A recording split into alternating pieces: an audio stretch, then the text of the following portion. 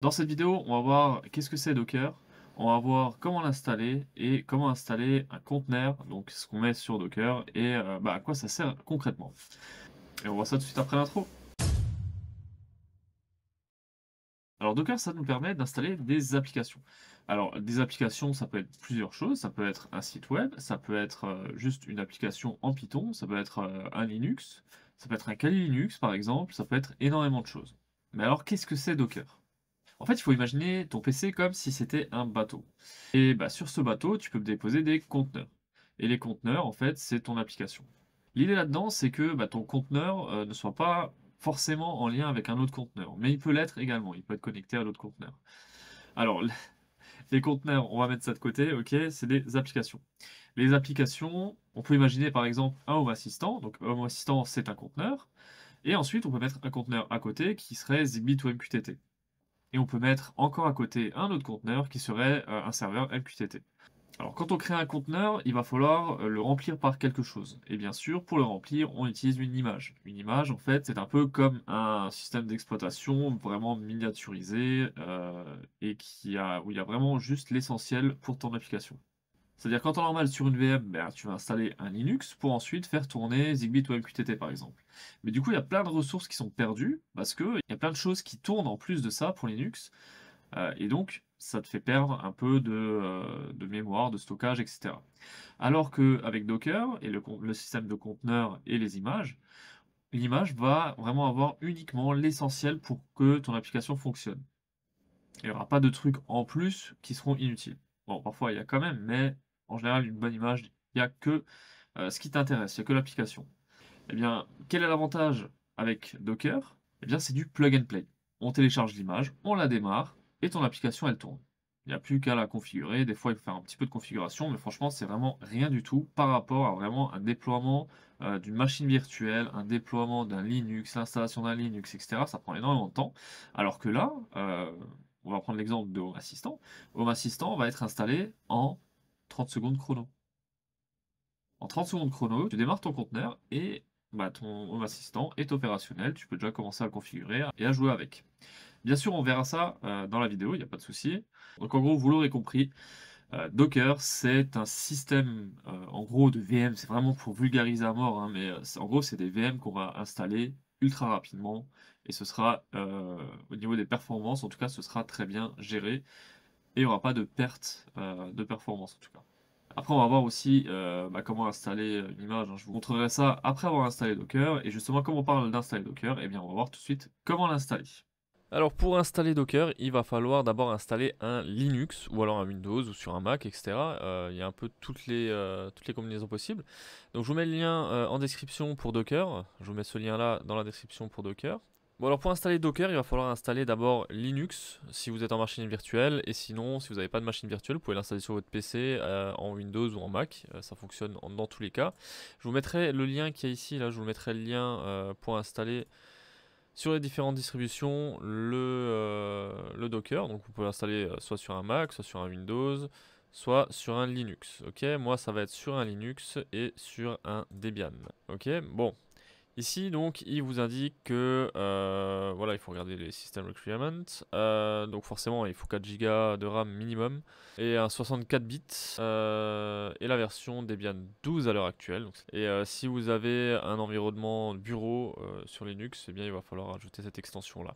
Donc, nous, déjà, ce qu'on va faire, c'est qu'on va installer Debian 12 dans une machine virtuelle, toujours sur Proxmox comme d'habitude. Donc là, rien ne change. Je vous montre ça très rapidement. On va faire créer une VM. On va mettre sur le Proxmox 1, on va mettre ici Docker. On va prendre le système d'exploitation, ça va être forcément un Linux. Donc on est sur le local et on va prendre le Debian 12 que j'ai fraîchement téléchargé. Et donc c'est un Linux avec un kernel 2.6. On fait suivant. Système ici on laisse tout par défaut, on va juste mettre l'agent QEMU. Ici on va mettre ça sur le cluster storage effectivement avec 32 Go. Là c'est juste pour un exemple donc je vous montre ça. Ensuite au niveau processeur on va laisser un partout. Au niveau de la mémoire on va mettre 4096 donc pour 4 Go de mémoire. Au niveau du réseau moi je décoche toujours le pare-feu parce que j'ai un pare-feu en amont. On fait suivant, démarrer après création, terminé. Voilà, ici on va faire une installation à l'ancienne. J'aime pas l'installation graphique, donc on va faire une installation à l'ancienne. en plein écran pour que vous voyez mieux. Donc là, je vous le mets en avance rapide, il n'y a rien de spécial, c'est quelque chose de spécial dans tous les cas. Je m'arrêterai et je vous montrerai. Ici, la seule différence par rapport à ce qu'il y a par défaut, c'est qu'on va décocher environnement de bureau parce que je veux uniquement un serveur. Et donc on enlève également GNOME. Ici, on va mettre serveur SSH quand même pour pouvoir accéder en SSH ensuite. Et les utilitaires usuels du système. On fait continuer et c'est parti pour la suite de l'installation. On est terminé et Proxmox, donc la VM, va redémarrer. Et donc là, il ne reste plus qu'à démarrer sur cette nouvelle distribution de Debian 12. C'est la première fois que je l'installe d'ailleurs sur une machine virtuelle. Donc on va voir ce que ça donne. Et nous voilà. Donc déjà, on va commencer par se connecter en SSH. Donc pour ça, bien sûr, toujours IP address pour avoir l'adresse IP. Donc c'est la 2.41. Et on va tout de suite ouvrir ça ici. Directement configurer ici un nouveau. Donc c'est du connexion SSH qu'on va appeler Docker.